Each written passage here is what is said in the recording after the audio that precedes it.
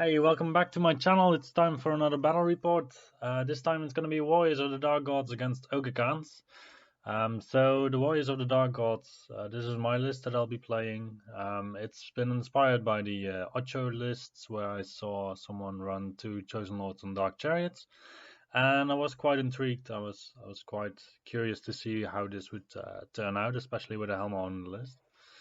So what do we have? We have a Chosen Lord who's the general. Basically, he's the general because then he has a 200-point allowance. So I have one that has a 4-up regen save and the other has a 4-up Aegis save. So preferentially you would have the Aegis save on the general and the regen on the other guy, but then with the magic items you don't really. I didn't really find a way to do it because I also want to give them a little bit of a boost in combat. So this first chosen lord has a halberd with Kingslayer, as he will be likely facing quite a lot of characters also. And also for things that are not characters, it's not really going to matter whether he has an upgrade to his weapon or not. And the other one has spared weapons with blessed inscription, so he has strength 5, 6 attacks, offensive 9, I believe, and then with reroll to wound and divine attacks. So that should be steady enough to get through most things. Then we have a sorcerer. I really wanted to try the Veilwalker upgrade on a Wizard Master, and I chose Occultism just because it's quite a potent lord generally. Then for core we have just a stable brick of Greed Warriors with the Zealot's banner. I must say they haven't really disappointed me for the points that they cost, but they do cost quite a bit. And then 10 warriors to round the list out. I think it would be better if I replaced those with 2 units of barbarians instead, actually. Just because they're there to just supply some wounds in practice. Then we have 2 chimeras. I love these pieces just because of the March 20. Then we have a big block of 8 chosen. So these have 2 wounds each. They have 16 wounds. With paired weapons and gluttony and running banner, I love these guys in this setup. It's a setup that you don't commonly see, I think, because a lot of people just go for the great weapon Wrath guys, but then you increase the amount of damage that your opponent's going to do to your chosen, and I think they should be really focused on the grind instead. So with gluttony and paired weapons, you are increasing your offensive by 1. So you go to offensive 7 standard. And you ignore parry, which is also to me a big thing for chosen, because even with your great weapons, even if you have +1 to hit, just a unit of goblins you're still gonna hit on a 3+ instead of a 2+. So these guys, they mostly hit core troops on 2+.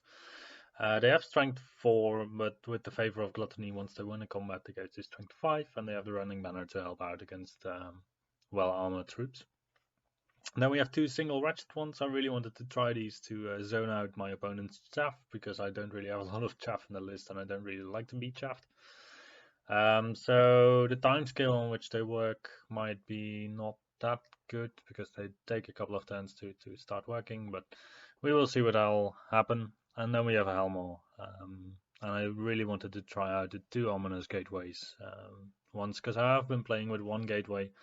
And I found it, you kind of start working around turn 3. But yeah, that to me it feels like that is the right turn to start working with it, because if you really want to go on the offensive, then there's other choices, other ways to boost your list. And if you if you really want to focus on the helm, or I don't think it's a good choice. Your army should also be able to deal with other armies just on a regular battle line face up, in my mind. Let's go to the opponent. So the opponent is bringing Ogre Khans. There are some mistakes in the list, unfortunately. I highlighted them in red. So we have a Great Khan, who's the general with the Kagadai's legacy. He has Troll Eater, so he has regen and he can gain his wounds back, I believe. He was equipped with Essence of Mithril. This is actually not allowed because it's only standard. size models that can get the essence. So in my imagination, in this essence of Mithril just comes to his belly button, and then from there on he's not protected. We played it as a 2-up armor stave lord, but we will see how that went. Yeah, then we have a Khan who is a cult leader BSB, who doesn't have a lot of other stuff with him. I guess you don't really have to do this, just over equipping your characters in Ogre Khans just because they are already quite sturdy themselves. Then a Mammoth Hunter and a Shaman. The Shaman had Essence of a Free Mind, but actually Essence of a Free Mind changed a bit, so you cannot take the number 5 or the number 6 of the lore anymore. So I convinced my opponent to just drop the Essence. But then for this game he was still able to choose between Shamanism and Tauma, and he preferred Tauma. So yeah, then we go to the core, so 2 units of tribesmen, 3 units of tribesmen actually, but 2 big blocks. One is gonna have the Great Khan and the Shaman, I believe, and the other is gonna have the BSB, but we'll find out later. Saber-tooth tigers, Scrappling trappers, 2x3 Tusker cavalry, because these guys are so incredibly good for the amount of points that they cost. Scratapult and a thunder cannon. So that's the list. And here we have some army pictures. So some of the warriors of the Dark Gods. This is one of my warrior chariots that I'll be using as a Chaos Lord now. And some picture of my opponent's ogres. So he has them painted, commission painted by someone who did quite a great job, I would say. So these are the Titan Forge ogres, I believe, if I'm correct. So they have a nautical team. Basically, they're all just pirate ogres. Yeah, then let's go into the deployment. As you can see, I chose the table side, I chose the bottom side. We're playing marching columns and breakthrough, and I am deploying from the right to the left, and my opponent is also deploying from the right to the left. So my opponent was starting to deploy, and yeah, he basically just wanted to grab the first turn. I think it makes sense with a breakthrough because you want to put pressure on your opponent. Anyway, I have the Helmar, so that's gonna be a bit tough for him. But in this list I only have 3 scoring units, so I felt like I needed some kind of increase there. So probably I'll just swap out the unit of 10 warriors with some barbarians, 2 units. But we'll see how that is gonna happen. So my opponent, he deployed on top. I still wanted to point out my choice of the table side. I have a building on my bottom. I want to get a lot of different angles on my opponent, so having a building on his side would be disadvantageous. And then my Chaos Lords, they're going to do the heavy lifting in this list more or less. They don't really care about the ruins because they have Lust, so they have Strider for each terrain piece. So like this, I could put one Helmar token in the bottom right and one a little bit on top of the hill, above the hill, and then end up with the following deployment, as you can see. So in this deployment, I do have my chariots to zone everywhere, and I do have my wizard in his wizard bunker, and the wretched ones to just provide chaff everywhere. It's a really weird list to play because you feel like you don't really have a lot of units actually. Anyway, my opponent, he got the first turn, and he's gonna move up.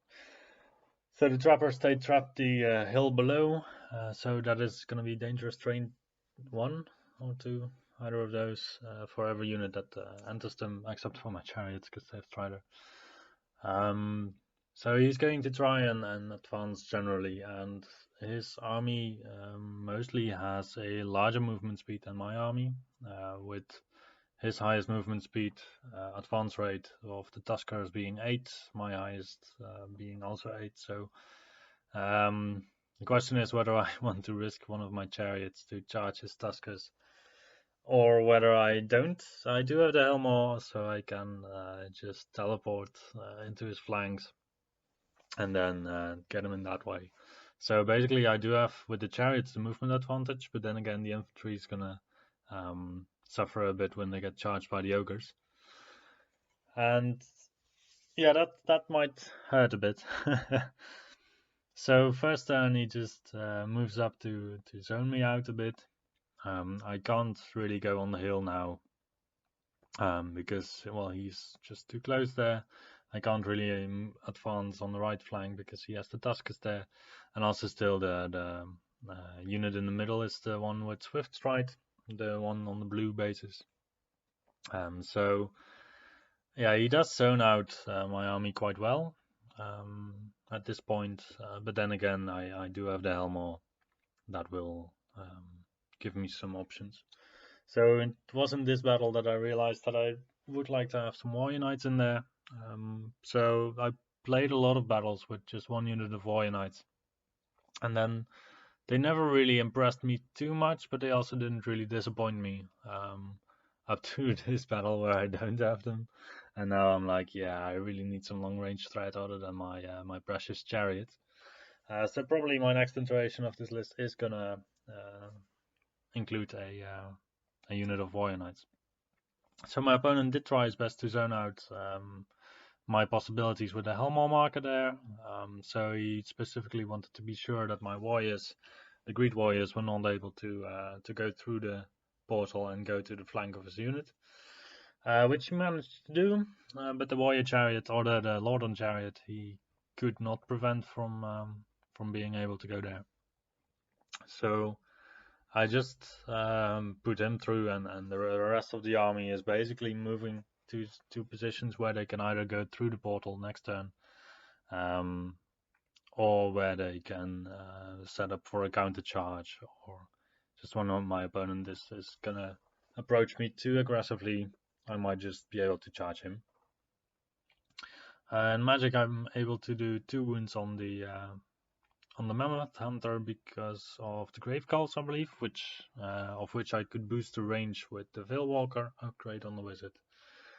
But with Occultism, I took Grave Calls, I took the Breath Weapon, Hand of Glory, and one more spell. I just found that the range was really a limiting factor still. I know it's one of the downsides of Occultism. Just your range is too low, and with Veilwalker you can increase the range by 6 inches if you discard a Veil token. But some of these spells were not really worth it to just discard a Veil token, in my opinion. So either you need a more mobile mage for this, or I would have to go to a different lore. So I am thinking to just change to 2 sorcerer adepts, one on alchemy and one on evocation. So depending on the army that I face, I either rely more on my alchemy with my hereditary to just blast my opponent a bit, with also spells that have decent range, or instead I go full combat and I go for the +2 armor, for the reroll to wound with alchemy, and the reroll to hit and wound with evocation, or just the reroll to wound and the -1 resilience for my opponent. That's also an option. And then if you play 2 wizard adepts in 2 blocks of barbarians, you do have the 2 scoring units that I really would like to have in there. You do have the possibility of just sacrificing one of your wizards to get a spell through, or well, putting them in a more dangerous position, because now with a Wizard Master I'm just not willing to do that. So I think it will give some great possibilities to the list. My opponent's turn 2, he chaffs up my my warrior chariot, my Lordon chariot on the top left. Yeah, before I forget, I still placed another Helmor token in the wrong place, actually, now I look at it. So this one should have been in front of the unit of 3 tribesmen, because there's a bit of a gap in my opponent's line.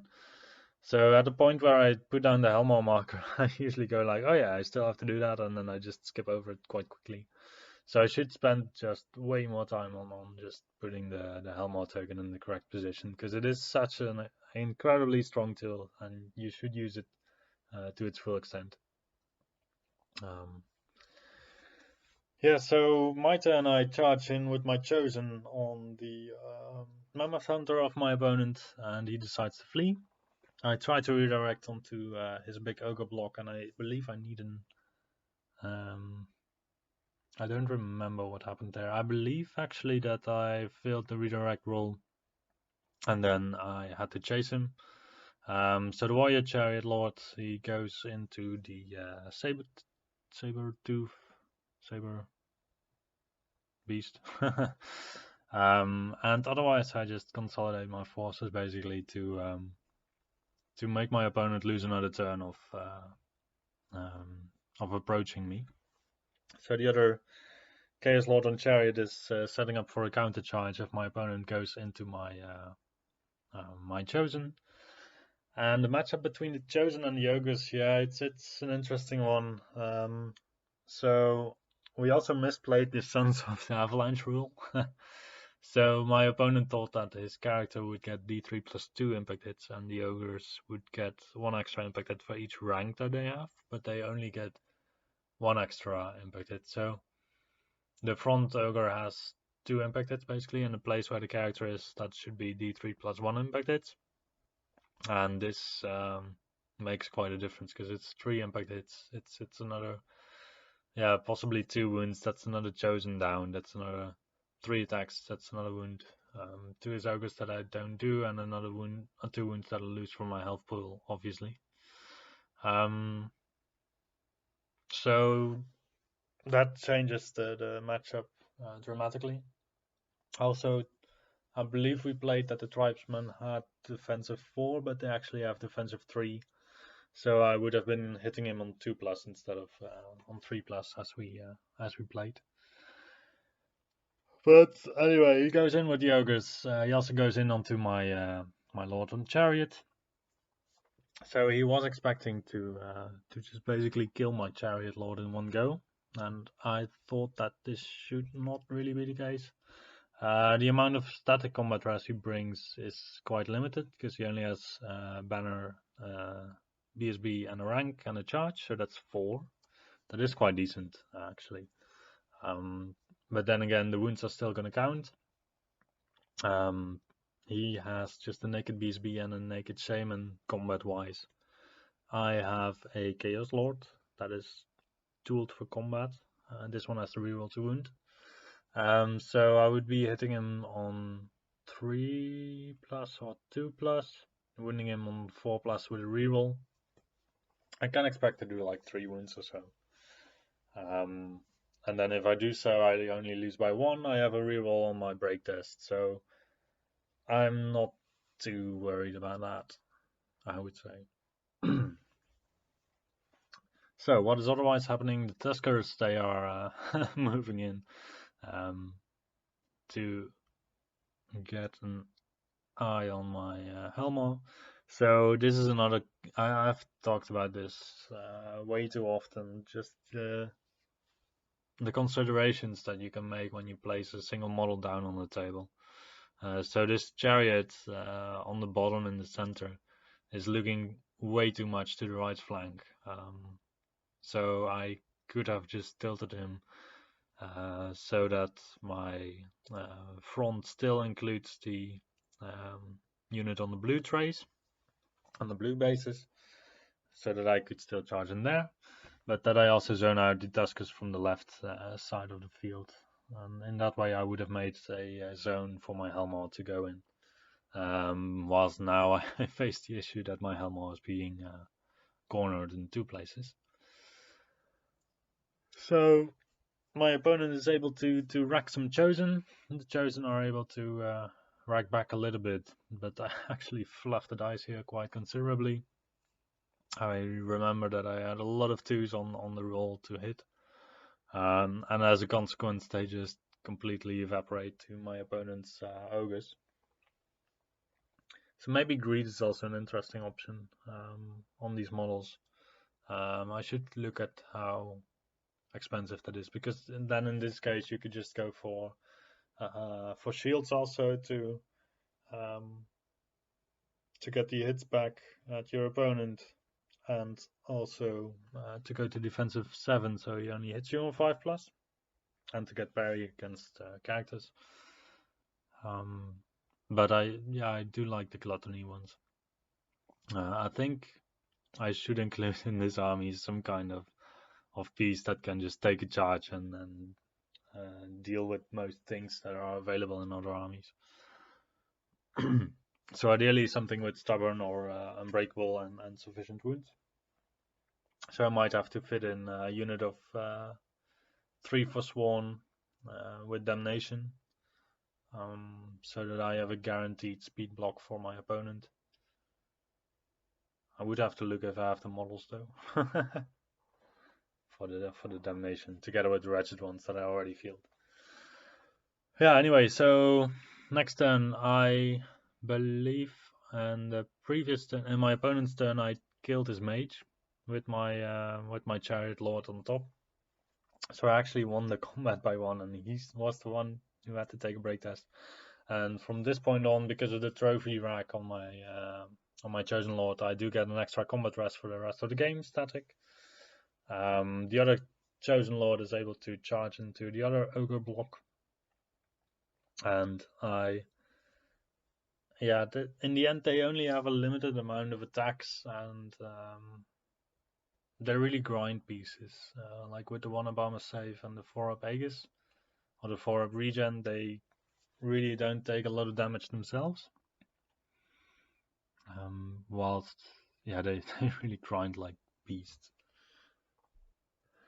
So another interesting upgrade on these chariots would be Sloth, but then with a Helmar, with the amount of terrain that you face, I think Lust is really interesting because you can just go into ruins. So ideally I would also still get the Wasteland Torch in there in some way, but I don't really want to have the Wasteland Torch on a Chaos Lord, because then all of your attacks are flaming at all times, which might actually not be too bad. If you have 2 of those, then one with flaming attacks and one without flaming attacks, that's not too bad. So I might have to modify my character creation a little bit. Yeah, so my opponent was able to chew through my chosen with minimal losses, I would say. So this was quite weird, or at least not what I expected. And otherwise, my Greed Warriors, they went through the portal on the right to zone out my opponent's Tuskers. The Tuskers have a move of 16 inches if they make a March test, so practically they can come like 10 inches away from me, and then I would have a charge at a 6. So I don't know really what happened there, but my opponent seems to have some magical movement there.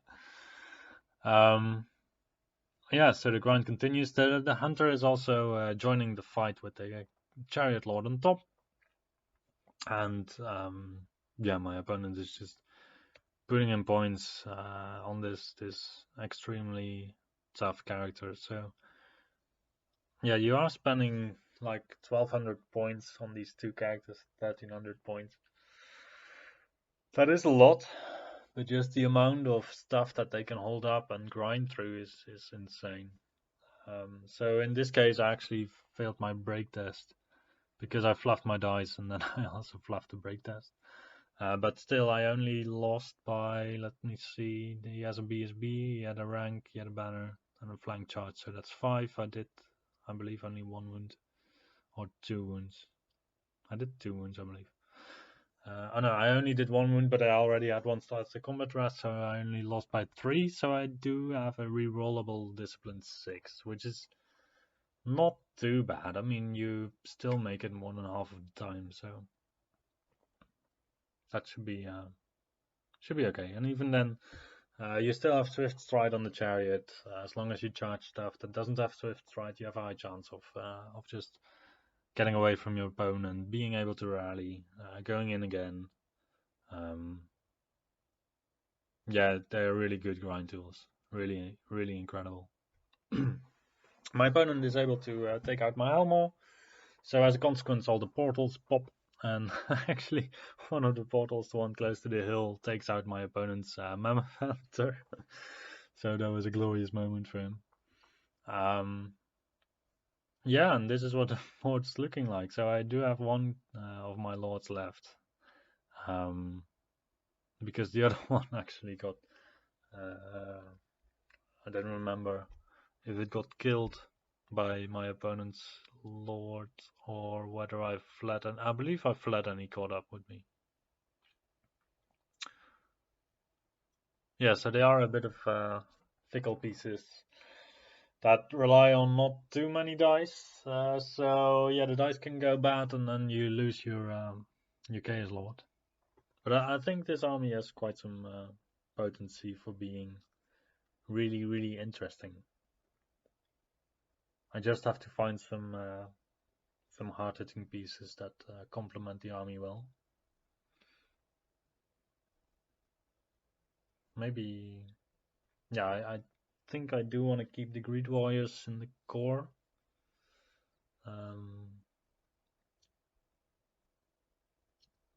Or maybe like a big block of barbarians with great weapons. It's also always fun.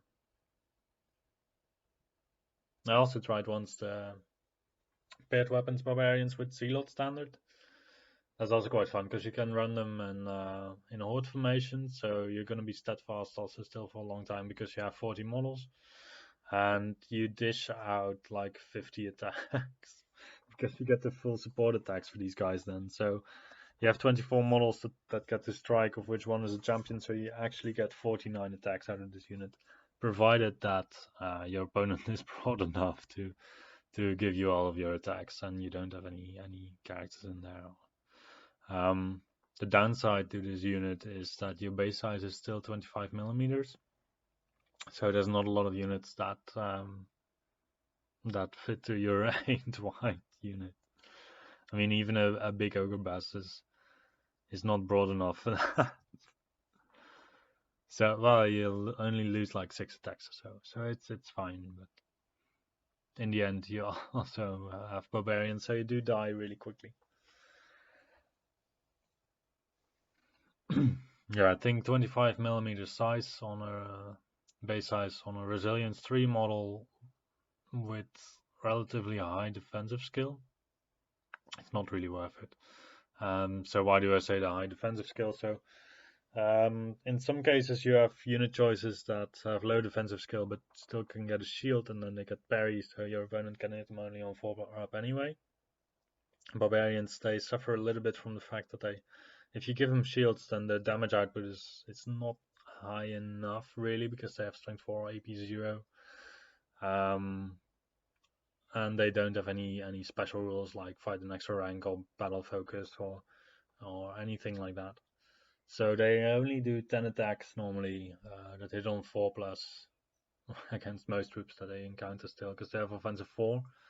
So a lot of stuff that they encounter either has shields to get them parry, or they have an equal offensive defensive. And in warriors you don't have a lot of options to improve these stats. So I think that is where they struggle a little bit with regards to other choices. Because just if you just go for a unit that's going to provide you rank bonus, then you're still 2.5 centimeters more broad than the regular units, the 20 millimeter based units, and that does make a difference, especially on a unit that only has a move of 4 inches or 8 march move. It's these your wheels are longer, your mobility just goes down with your base size basically. So on cavalry you don't really notice this, but for example, if you want to turn a unit of 3 Tuskers, then you also already spent like 8 inches to just turn your unit 90 degrees or so.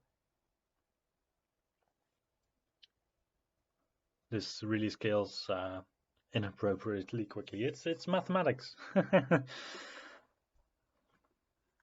Yeah, the circumference of a circle is something that a lot of people have underestimated over the time. Anyway, back to the battle. I was a little bit distracted by some random thoughts. So my one Chaos Lord is still running.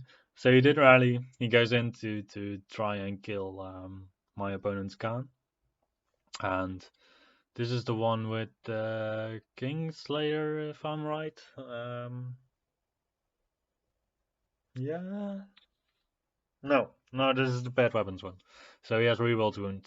So I have 6 attacks, which hit on 3+, which wound on 4+ with a reroll. And yeah, I'm just gonna try to get his character down. My opponent, meanwhile, has 5 attacks that hit on 4+, that wound on 2+, but then I still have a 5 up armor save. No, 6 up. Yeah, 6 up on this one, because I didn't give him a 1 up yet in combat. So in the end, my lord dies, unfortunately. I do die the objective because my Greed Warriors are in his deployment zone, his Tusker Cav are in my deployment zone. My opponent has still his general left, 2 blocks of tribesmen, his BSB, and a unit of Tuskers, so which turns it in more or less a 15-5 to my opponent. So well played. I'm really interested in the list that I'm playing now, and I think it has quite a lot of potential. Just if you're able to deliver the Chaos Lords to your opponent. I have also been thinking about giving them Pride for a reroll on their discipline tests, because that might be the way in which they will find their loss. But please comment in the comments on what you think are the best builds for these lords, and I will see you the next time.